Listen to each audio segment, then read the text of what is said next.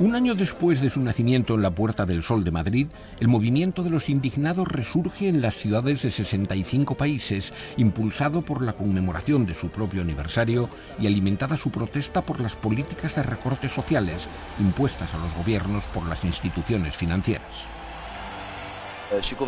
Yo estoy convencido de que la Unión Mundial hará la fuerza, la unión de los indignados franceses, pero también la unión de los indignados a nivel internacional, porque de lo que se trata es de un cambio global, a escala mundial. Hay que indignarse, pero sobre todo hay que movilizarse y que se exija un cambio. Durante 4 días, del 12 al 15 de mayo, se celebrarán concentraciones de indignados en medio mundo. En Madrid, varias marchas confluirán este anochecer en la Puerta del Sol. El gobierno central y las autoridades locales han fijado limitaciones horarias a las manifestaciones, anunciando que impedirán una ocupación del espacio urbano como la que se produjo el pasado año.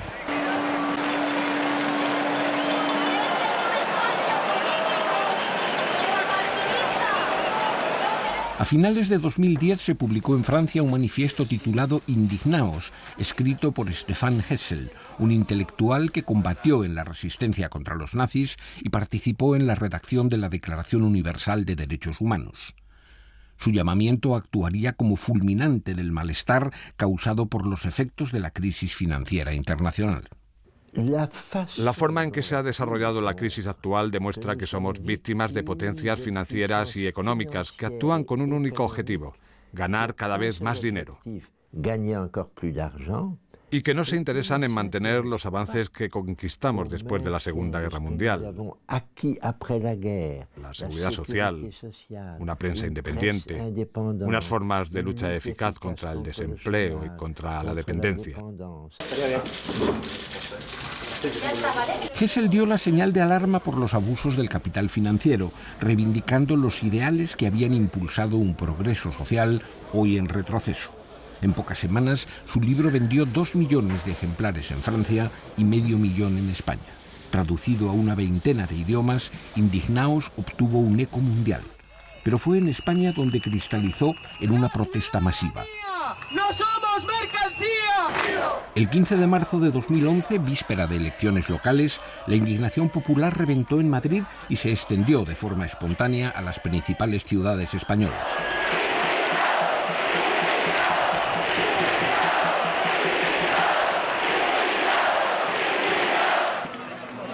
Los partidos políticos parecieron desconcertados por la protesta y las autoridades acabaron por tolerar que los manifestantes ocuparan las grandes plazas. Nacía así una plataforma social al margen de partidos y sindicatos que condenaba los abusos financieros, denunciaba la corrupción política y criticaba la actuación de la clase dirigente. La gente estaba enfadada, nos hemos levantado, nos hemos juntado todos y ahora estamos hablando. ¿Y ahora qué es lo que estamos haciendo? Pues ahora estamos viendo qué va a pasar. Lo que sea será, pero hemos puesto algo en común que es impresionante. Los indignados se entregaron a un proceso asambleario centrando los debates en 4 puntos básicos: reformar la ley electoral, combatir la corrupción, mejorar la separación de los poderes públicos y crear mecanismos de control ciudadano. Sus primeros portavoces dejaron claro desde el comienzo el carácter del 15M. Es un movimiento que por su carácter horizontal, nunca vertical, no queremos líderes, no queremos caras conocidas, es decir, queremos alejarnos de lo que es el sistema político actual, que creemos que tiene un agotamiento histórico lógico. Pasadas las elecciones, el movimiento no acertaba a finalizar sus acampadas en la vía pública. El desalojo policial de la barcelonesa Plaza de Cataluña causó 120 heridos e incrementó la indignación popular. Finalmente, los indignados encontraron su lugar en asambleas de barrios y actividades ciudadanas. Creo que los movimientos sociales como el 15M son eficaces cuando aceptan su naturaleza, cuando aceptan que no están llamados a sustituir a los partidos políticos, a las instituciones representativas, sino a corregir, a llamar la atención sobre determinadas cosas y a canalizar en cierto sentido la protesta.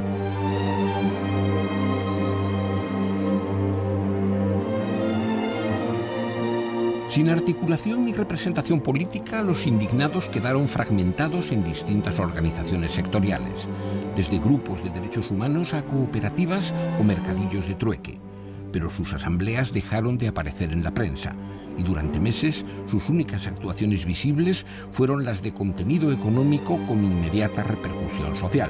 Así, la plataforma de afectados por la hipoteca, identificada con el 15M, aunque anterior a este, se opuso a centenares de desahucios, logrando impedir 70 solo en Madrid.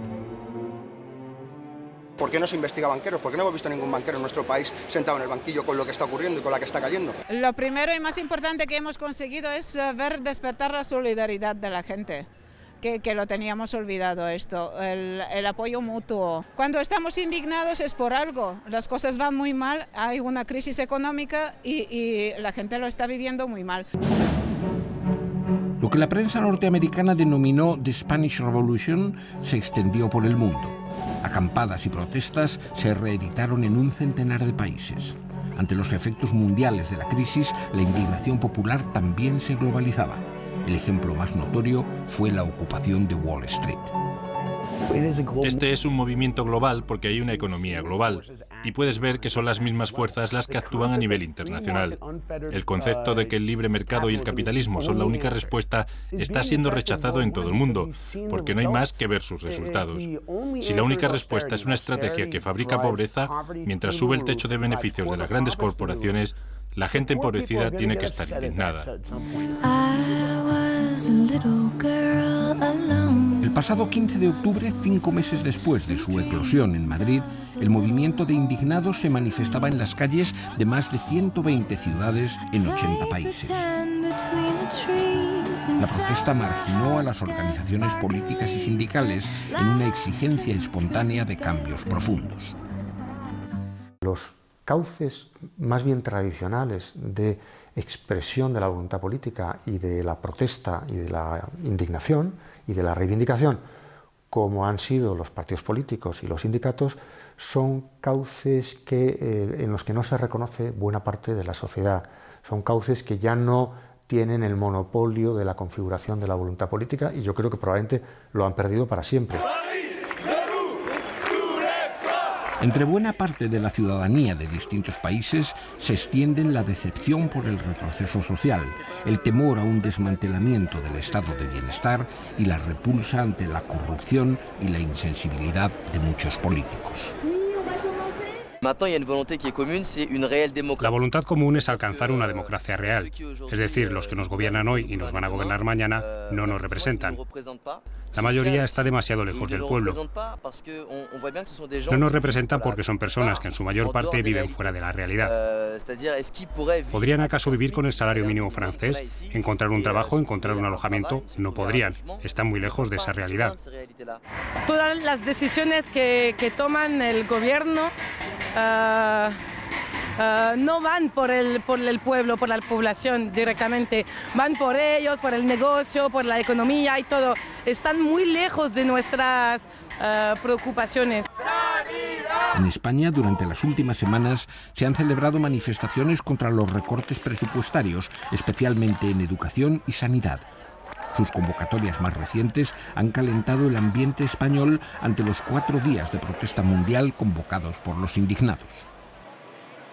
Porque no solo estamos en contra de los recortes, sino que sabemos que hay una serie de alternativas de ahorro, no de recortes, sino de ahorro, que podrían salvar el Sistema Nacional de Salud, que no creemos que esté tampoco en una debacle tan grande como para los recortes de 7.000 euros que se están produciendo, mientras a los bancos se les inyecta dinero. La situación no ha hecho nada más que empeorar, en realidad.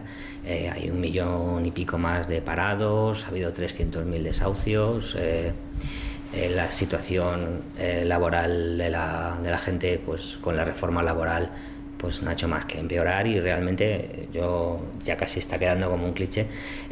Si el 15 de mayo del 2011 encontramos razones para salir, yo creo que la situación ha empeorado tanto que ahora no tenemos ninguna excusa para quedarnos en casa. En plena campaña de declaración de la renta, algunas organizaciones identificadas con el 15M promueven la objeción fiscal por motivos éticos y políticos. Incluso han abierto oficinas de asesoramiento a contribuyentes sobre cómo practicar la desobediencia económica.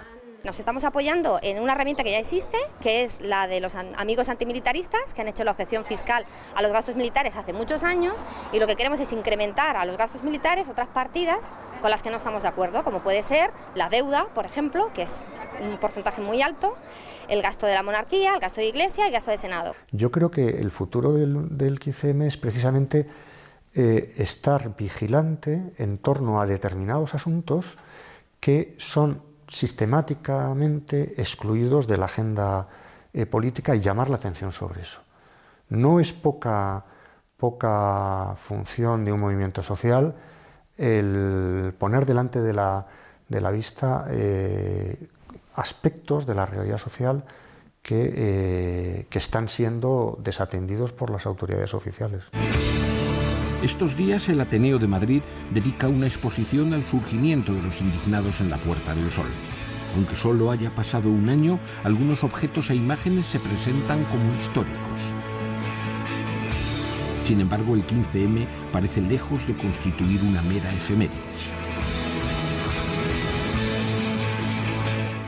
El movimiento de los indignados permanece vivo.